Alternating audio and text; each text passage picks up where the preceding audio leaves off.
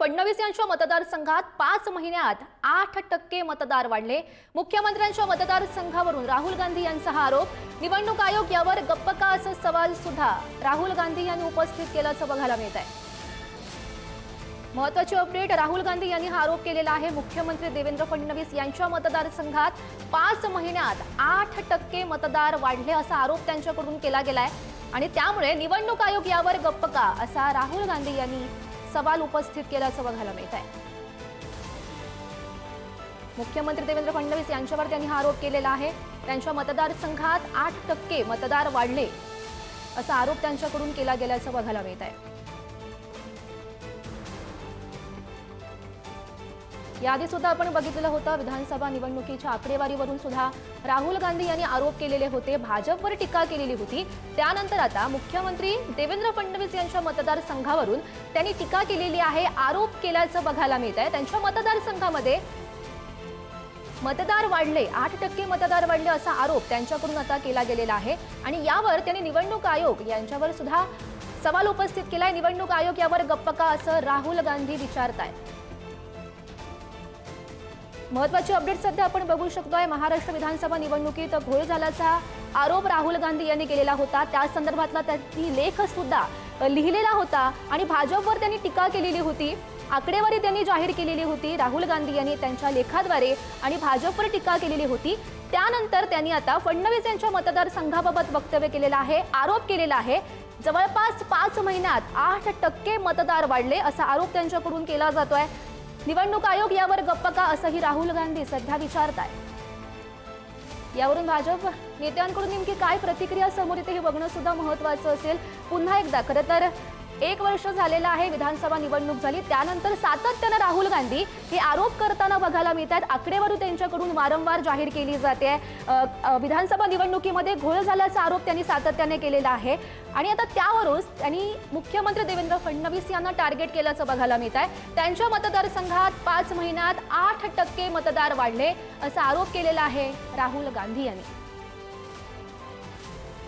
मागे सुद्धा आपण बघितलेलं होतं, जेव्हा त्यांनी विधानसभा निवडणुकीमध्ये घोळ झाला असा आरोप केलेला होता, त्यानंतर भाजप नेत्यांकडून सुद्धा प्रतिक्रिया समोर आलेली होती।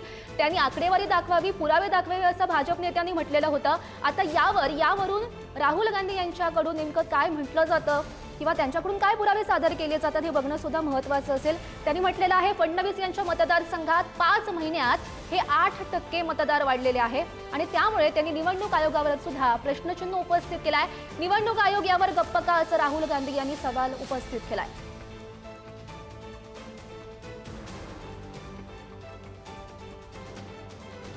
आपण बघितलेलं होतं, विरोधक सातत्यानं आरोप करतायत, विधानसभा निवडणुकीचा निकाल लागला त्यावेळीच खरं तर निवडणुकीमध्ये घोळ झाला याचा आरोप सातत्यानं केला गेला। राहुल गांधी यांनी प्रश्न मांडलेले होते आणि त्यानंतर आता पुन्हा एकदा हा आरोप केल्याचं बघायला मिळत आहे। तर काँग्रेसचे नेते हुसेन दलवाई सध्या आपल्या सोबत आहेत। हुसेन जी, आपण बघू शकतो वारंवार खरं तर सातत्यानं आरोप केले जात आहेत की विधानसभा निवडणुकीमध्ये घोळ झाल्यावरून राहुल गांधींनी सातत्यानं आरोप केलेले आहेत। त्यांनी आकडेवारी सुद्धा जाहीर केलेली होती। आता सध्या फडणवीस यांच्या मतदारसंघात 5 महिन्यात 8% मतदार वाढले असं ते म्हणतात। अतिशय म्हणजे हे सगळंच प्रकरण भयानक आहे। म्हणजे इथल्या सगळ्या संस्था नेस्तनाबूत करणं हा त्याच्यातला हेतू आहे आणि तो अशा रीतीच्या इलेक्शन होणं म्हणजे आपण जरा पाकिस्तान किंवा बांगला हे काय ते हे जे छोटे छोटे देश आहेत त्या लेवलला आपण चाललेलो आहोत। काही करायचं नाही, अफगाणिस्तान वगैरे सारखं चाललेलं आहे आणि ज्या पद्धतीनं सगळं चाललंय त्याला कुठेतरी हे प्रबंध राहायला पाहिजे आणि राहुल गांधींनी जे प्रश्न उपस्थित केलेले आहेत त्या संबंधामध्ये नीट अभ्यास करून या संबंधामध्ये उघडपणे ज्याने सामोरं आलं पाहिजे इलेक्शन कमिशनने लोकांना या संबंधातला विश्वासात घेणं अतिशय आवश्यक आहे। इलेक्शन कमिशन जर या पद्धतीनं सत्ताधाऱ्यांच्या इशाऱ्याने चालत असेल आणि खोटं संबंध इलेक्शन वीक करत असेल तर ही संस्था सगळी संपलेली आहे असं त्याचा अर्थ आहे। आणि त्याचं मुख्य कारण असं आहे की इलेक्शन कमिशनची जी अपॉइंटमेंट आहे ती जशी सत्ताधाऱ्याला पाहिजे, म्हणजे त्याच्यामध्ये एक प्राईम मिनिस्टर असणार, एक त्यांचा मंत्री असणार आणि एक विरोधी पक्षाचा असणार, म्हणजे अगोदर त्यांचं बहुसंख्या झालेली आहे आणि ते त्यांना पाहिजे त्या माणसाला ते तिथे आणतात. हे भयानक आहे. आणि माझ्या मते फडणवीसांच्या जर मतदारसंघात 5,000ची फरक पडला असेल, तिथे वेगळी परत इलेक्शन घेतली पाहिजे. हो. हुसेनजी, मागच्या वेळी आपण बघितलेलं होतं जेव्हा राहुल गांधी यांनी आकडेवारी दिलेली होती, जेव्हा आरोप केलेले होते लेखाद्वारे, त्यावेळी खरं तर सत्ताधाऱ्यांचं म्हणणं होतं की त्यांनी पुरावे दाखवावेत. तसे पुरावे आता राहुल गांधींकडे असतील का? कारण त्यांनी 8% मतदार वाढले असा थेट आरोप केलेला आहे. कमाल आहे. पुरावे दाखवलेलेच आहेत, त्या लेखामध्येच पुरावे आहेत. त्यांची पुरावे कशाला पाहिजे? पुरावे असल्यामुळे त्यांनी ते लिहिलेलं आहे. त्या लेख जर तुम्ही वाचलात तर लेखामध्ये ते पुरावे आहेत. अगोदर किती मतदान झालं, किती टक्के झालं आणि आता किती झालं, लोकसभेला किती झालं आणि लगेच विधानसभेला 5 महिन्यामध्ये इतकं कसं वाढलं, हे त्यांनी प्रश्न उपस्थित केलेले आहेत. ठीक आहे, खोटं आहेत का? आणि तुमची मतमोजणी सकाळपर्यंत चालली होती, हा काय प्रकार आहे? हुसेनजी, खरं तर त्यांचं म्हणणं, सत्ताधाऱ्यांचं म्हणणं असंही होतं की राहुल गांधी यांना पराभव पचत नाहीये म्हणून ते असे आरोप करत आहेत. म्हणजे मागच्या वेळी पण ज्यांनी आरोप केलेले होते ते सुद्धा तसेच होते आणि आताही त्यांचं तसंच म्हणणं आहे. यावर तुमचं काय म्हणणं? हे ते तसलंच बोलणार, त्याच्याशिवाय दुसरा त्यांना बोलण्याचा आधार नाही. त्यांनी असं म्हटलं पाहिजे की इलेक्शन कमिशन या संबंधामध्ये विरोधी पक्षाच्या बरोबर चर्चा करून नेमकं काय प्रकरण आहे ते बाहेर काढा. असं का नाही होणार? ते निवडणूक आयोगाने जे सांगितलेलं तेच का बोलत राहतात? निवडणूक आयोग फडणवीस आहेत का? निवडणूक आयोग वेगळा आहे ना. फडणवीस त्याला उत्तर कसे देतात? म्हणजे फडणवीस स्वतः अडकलेले आहेत त्याच्यामध्ये, असा त्याचा अर्थ होतो. बरोबर, नक्कीच. हुसेनजी, धन्यवाद दिलेल्या सविस्तर प्रतिक्रियेसाठी. तर आपण बघू शकतोय राहुल गांधी यांचा हा आरोप निवडणूक आयोगावर सुद्धा त्यांनी प्रश्नचिन्ह उपस्थित केलेले आहेत. मागच्या वेळी आपण बघितलेलं होतं तर चंद्रशेखर बावनकुळे यांच्या मतदारसंघाबाबत घोळ झाल्याचा आरोप खरं तर त्यांनी केलेला होता राहुल गांधी यांनी. आणि आता थेट फडणवीस यांच्या मतदारसंघामध्ये 5 महिन्यात 8% मतदार वाढले असा आरोप त्यांच्याकडून केला जातोय. भाजपा नेत्यांकडून या संदर्भात नेमकी काय प्रतिक्रिया समोर येते हे बघणं सुद्धा तितकंच महत्त्वाचं असेल. बच्चू कडू यांची सुद्धा या संदर्भात प्रतिक्रिया समोर येते, बघूयात. वाटते हा फार संशोधनाचा विषय आहे आणि फार तितकाच मला वाटते गंभीर पण आहे. लोकशाहीमधलं सगळ्यात महत्त्वाचा पैलू हा मतदान आहे आणि मतदान जर अशा पद्धतीनं झालं तर लोकशाही खतम व्हायला वेळ लागणार नाही. आणि त्यासाठी आम्ही सगळे या गोष्टीसाठी सोबत राहू असं मला वाटते. कुठलंही सरकार करत असेल, कुठलाही पार्टी करत असेल तर या भारत देशाच्यासाठी ते मला वाटते फार गंभीर राहील. येणारा जो काळ आहे तो मला वाटते फार घातक परिस्थितीनं समोर जाऊ शकतो. आणि याविषयी बोलण्यासाठी आपल्यासोबत भाजपा नेते परिणय फुके आहेत. परिणयजी, आपण बघू शकतोय राहुल गांधी यांचा हा आरोप थेट फडणवीस यांच्या मतदारसंघावर त्यांनी आरोप केलेला आहे. 5 महिन्यात 8% मतदार वाढले असं त्यांचं म्हणणं आहे.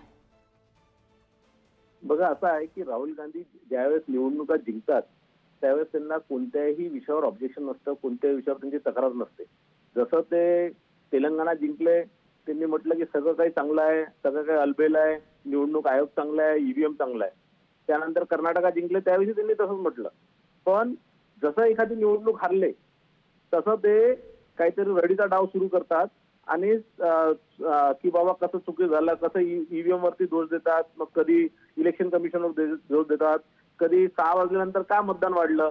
आणि आता ते सांगून राहिले की 8% मतदान हे माननीय फडणवीस साहेबांच्या मतदारसंघात वाढलं. हा तर वाढलंच ना, मग त्यात काय असं म्हणजे चुकीचं झालं? लोकसभेच्या निवडणुकीमध्ये पेक्षा 8% मतदान का वाढलं? तर लोकांनी मतदानाकडे जास्त गेले. लोकांना दिसलं की बाबा लोकसभेमध्ये लोकांनी मतदान कमी केलं म्हणून या महाराष्ट्राचं काय हाल होऊ शकतं, देशाचं काय हाल होऊ शकतं ते लोकांच्या नजरेने लोकांनी बघितलं. आणि त्यानंतर लोकांनी स्वतःचं आत्मचिंतन करून लोकांनी मतदानाकडे वळत झालं. त्यात काही असं काही चुकीचं झालं किंवा काय झालं? मला असं वाटतं राहुल गांधींना आता देशाचे कोणतेही विषय आले नाही आणि म्हणून ते म्हणजे राज्याचे नेते झालेले आहेत. आणि त्यांच्या राज्यात महाराष्ट्रामध्ये एकही काँग्रेसचा दुसरा नेता राहिला नाहीये ज्याच्यावर राहुल गांधीचा काही भरोसा आहे. आणि म्हणून राहुल गांधी इतक्या याच्यापर्यंत येत आहे. मागे काही दिवसाआधी त्यांनी बावनकुळे साहेबांच्या मतदारसंघाच्या कामटीच्या संदर्भात त्यांनी वक्तव्य केलं. अनेक असं नेहमी ते काहीतरी म्हणजे मला असं वाटतं इमेच्युअर वक्तव्य ते नेहमी करत असतात आणि कुठेतरी चॅनलमध्ये किंवा याच्यामध्ये न्यूजमध्ये नेहमी राहण्याचा ते प्रयत्न करत असतात. हो, परिणयजी तुम्ही म्हटल्याप्रमाणे खरं तर चंद्रशेखर बावनकुळे यांच्या मतदारसंघाबाबत मागच्या वेळी त्यांनी जो घोळ झाल्याचा आरोप केलेला होता, त्यांच्या संघाबद्दल बोललेलं होतं. आता ते फडणवीस यांच्या मतदारसंघाबाबत बोलतायत आणि काँग्रेसचे नेते म्हणतायत की पुरावे असल्याशिवाय राहुल गांधी कोणतेही वक्तव्य करत नाही. बघा, आपण अनेक वर्षापासून बघतात आहे राहुल गांधीला देशाची जनता पप्पू म्हणते, कारण हे फार इमॅच्युअर वक्तव्य करतात, फार इमॅच्युअर वागतात आणि म्हणून कुठेतरी राहुल गांधीला कोणीच म्हणजे त्यांच्या पक्षाचे लोक राहुल गांधीला सिरियस घेत नाही, काँग्रेस पक्षाचे लोक राहुल गांधीला सिरियस घेत नाही. आणि आज कुठेतरी काहीतरी बोलणं आणि हे त्यांच्या पक्षाचे त्यांचे चेले चपाटे आहेत हे तर म्हणतीनच की फार अभ्यासपूर्वक करतात किंवा काही ना काही पुरावे असतात. काही पुरावे नसतात, काही नसतात, काहीतरी कोणीतरी सांगितलं असतं आणि त्याच्यावर काहीतरी. आता 8% जर मतदान वाढलं याच्यात काय चुकी झालं हा सगळ्यात पहिले माझा प्रश्न राहुल गांधींना.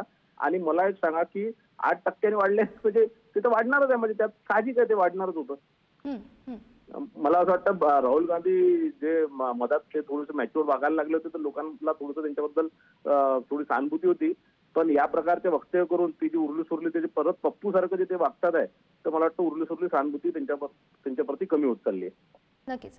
परिणयजी, धन्यवाद दिलेल्या सविस्तर प्रतिक्रियेसाठी. या सर्व संदर्भात देवेंद्र फडणवीस यांच्याकडून नेमकी काय प्रतिक्रिया समोर येते बघणं सुद्धा तितकंच महत्त्वाचं असणार आहे.